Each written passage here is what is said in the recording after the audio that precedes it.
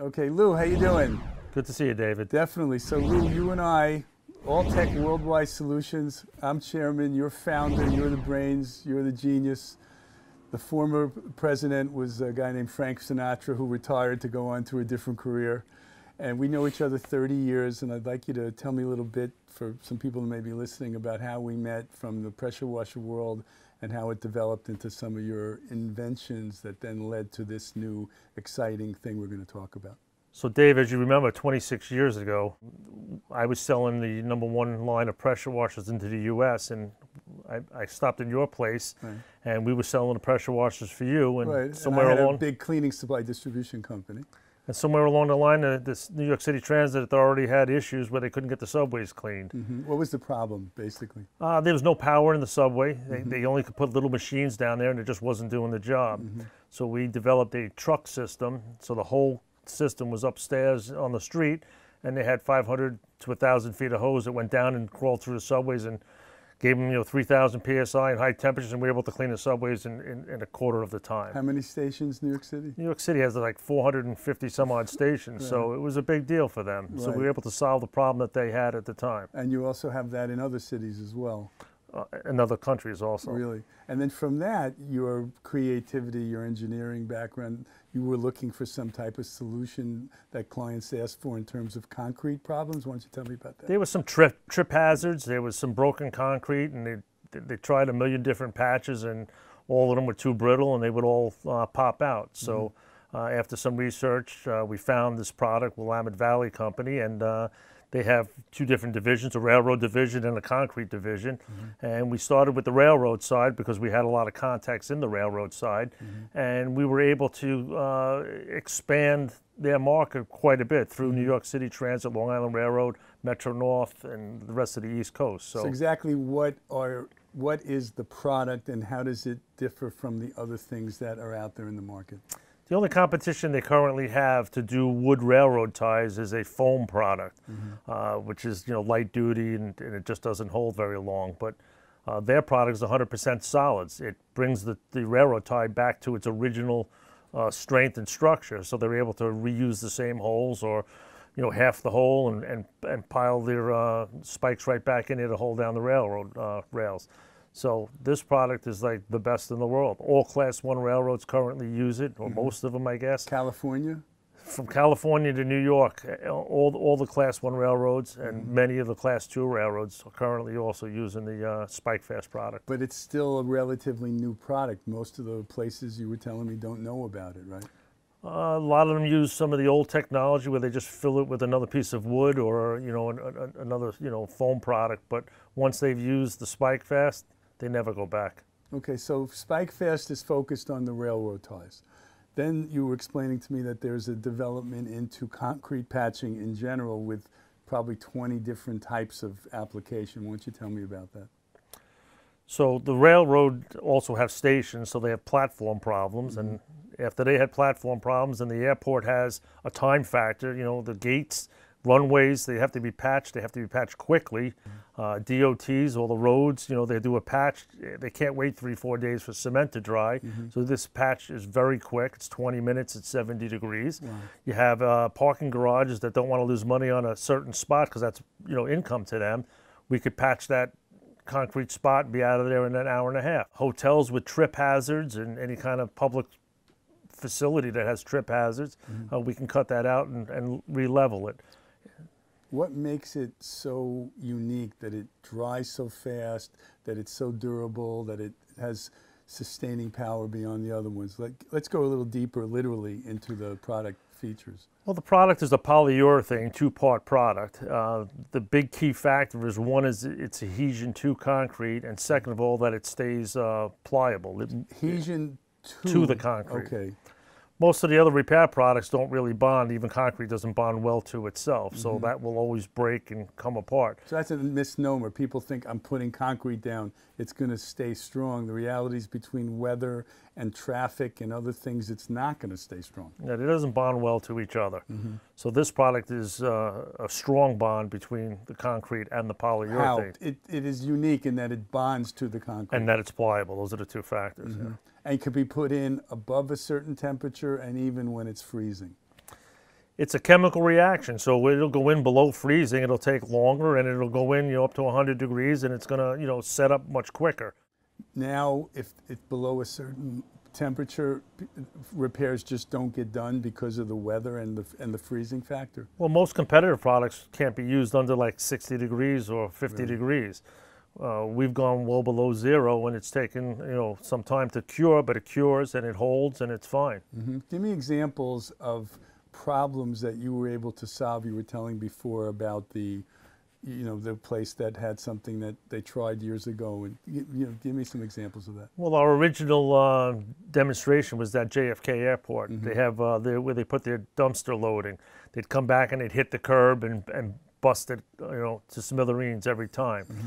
We did that same corner with our product, the Fast Patch product, and it's 4 years ago and it's still there. I mean, it has some scuff marks, but it's like a vibration dampener that they hit it with it and it bounces off. So it's still there after 4 years. And the guy who's there told you that he's tried other things, that he's never seen anything like this.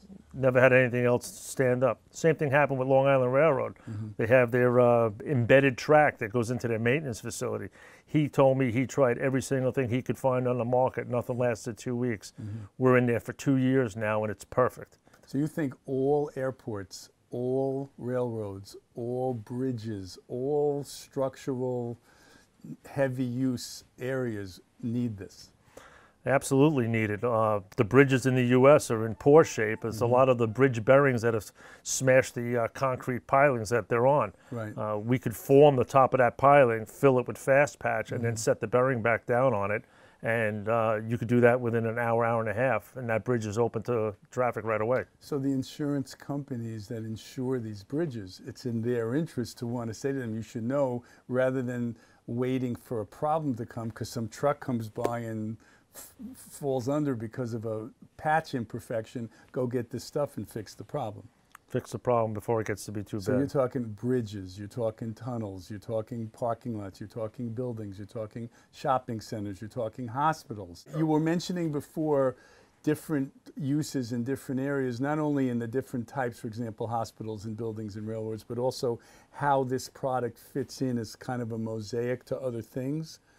You were saying before about there's so much creativity here given its unusual qualities that it could solve a lot of issues people haven't thought about. Just give me a few examples of your own creative ideas.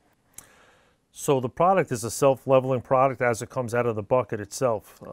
We've been able to load it up so that we can actually trowel it on an angle. So we've been able to do the ramps at the bus garages and not shut down the facility. Give us an hour, hour and a half, and we'd be able to patch that ramp and let the buses go right back up again. Because of self-leveling abilities. Well, because it's normally self-leveling, and we've actually been able to tailor it to make it trowelable on an angle. So we've been able to do different heights.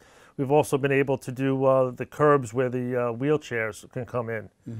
We've been able to take the railroad tracks that come across a road crossing and be able to reduce the spaces for the railroad so the wheels from strollers and wheelchairs and everything do not get stuck where the rails cross the roads. Wow. So there's been a lot of different applications. We do a lot of the hotels. They have a lot of trip hazards from the sidewalk settling, but the curb didn't. We're able to raise that back up and to the right proper height. You were explaining to me that one of the uses that was foreseen in a very big way is the development of cable for internet that would be alongside railroad rights-of-way, that this would be injected while that would be put in. Could you explain that? Because that was really fascinating as well.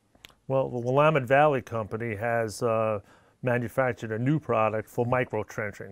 So What is micro-trenching? So micro-trenching is now they're taking all internet cables and going from building to building and pole to pole. So they're having a whole new infrastructure to get internet to everybody. And so they have to cut up the road or cut up the sidewalk.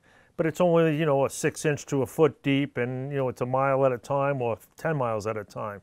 So they've developed a product and a machine that will follow the trenching company and put the road back into service within 20 minutes. It's incredible. Big market. That's incredible. What other great things are there on the drawing blocks that you've been involved with the company that you yourself see or that you can anticipate in other areas up north, for instance, in the cold weather? Is there some advantage to this that other things can't do, such as all the bridges that are being built? We just did a bridge in Florida because of the swampy areas. The bridge had sunk a bit. So what they did is they raised the bridge, we formed it and pumped the material in to take up the gap, and then they were able to reseat the bridge on our material and move on to the next bridge. And we've done several bridges down in Florida. Wow, so you've done a range of things. Yeah. In a range of places, not just in America, but in other parts of the world. This is a worldwide problem. It's a worldwide problem. It's a very quick fix. It's a very safe product. It's zero VOCs. It's a green product. It's recycled glass. There's Leeds points involved. Explain Leeds points. So Leeds is a system of environmental studies where a building can leave less of a footprint. And this product leaves less of a footprint because it's using recycled materials. What's the benefit of less of a footprint? Do they get better insurance rates or better tax rates? They usually get some kind of a tax deduction on the higher or the more Leeds points they can get into a facility. And we can help with that. Interesting. So tell me, in terms of cost, I would assume as this is more expensive than the prior methodology of fixing things because of the product. The product itself is more expensive, but the job ends up being much cheaper because any of the patch material that they currently use, they're going to redo that patch, 2, 3, 10 times over a 2-year period. Our product, once you do use it and you put it in properly, it's not coming out. It's a permanent fix. It's not a patch. So how do you convince a budget person who's sitting there with the problem, with a budget that's not just capital expenditure, but this year's issue? How do you have that conversation with them? And you're an expert at this in a lot of ways, to be able to say this is still going to be cheaper for you, even though up front it may be a little more. How do you explain that to them? Well, when they keep putting a Band-Aid on more and more and more potholes and patches, they really can't keep up with it. So they can't get all these things patched because there's just too many of them. If we could knock out some of them so they're not coming back, they're not reoccurring, they could get ahead of the curve in a couple of years. So it's cheaper in the long run to use our product. So would you recommend this for every airport in the United States? Well, currently there's about 12 to 18 airports in the United States already on board using the product, both on the runway, the gate area, the tarmacs. They've already doing that, and they also use it in Turkey and in England, and I believe in India also. So it's expanding because people, as soon as they do see it, as a matter of fact, Australia is a big user. Really? Yeah. So once they get their hands on it and they see how fast it works and they can put everything back into service in an hour and a half, it's a big deal for them. In the last few years since you've rolled this out, you've seen the consciousness of users who tell other users, and you're also explaining to someone for the first time, as well as them being able to speak to prior users who get the benefit of what you've done. Give me an idea of the mindset change that you're seeing across the board, and you can give me examples as well, to where you think this may be going in the next several years without really having much competition. Some examples of the jobs that we've gotten done is JFK Airport. We've done a lot of the tarmac area there. We've done MacArthur Airport. They use the product on their runway itself. Harrisburg Airport, they do their own work, but we've trained them, and they're currently using it. Louisville Airport. We've done jobs down at Miami-Dade, and there's many other airports that are currently using it. We've also gotten involved with some of the hotels, and they've got sort of their own crews taking up some of the trip hazards. Some parking garages also, a lot of maintenance work there because there's a lot of movement on a parking garage. Concrete paths won't handle the movement. Okay, Lou, this product is a combination of steps to get it in there. Is it complicated to use, or is it simplified so that anybody could use it? They've taken all the guesswork out. You don't have to weigh the material. You don't have to measure Part A and Part B. Everything's in a sealed packet, pre-measured, about as goof-proof as you can get. Some people say it's Fisher-Price tested. Can't make a mistake. Amazing. And shortly thereafter, you can run a truck over it. within an hour you can run a truck right over it. Whereas the normal patch methodology is how long? Days. Cement takes 72 hours, Assuming the weather is good. assuming the weather is good. Other products that dry quicker are usually dry, brittle, marbleized. They'll crack up and fall out within 6 months. This product won't come out. So this is revolutionary. It is easy to use. It is lasting. It is something that will save companies a ton of money. It will save trip and falls for the concrete patches that are not fitting properly. It'll allow planes to function better. It'll allow airports to work better. It'll allow railroads to work better. It'll allow hotels to work better, and a host of other industries around the world. Try to be a problem solver. The product solves all their issues, whether it's a trip hazard or a pothole. It's sandable, paintable. You can do anything you want with the product. And anybody doesn't need to be a technician in order to do it. Not at all. Which is amazing. Not at all. Okay.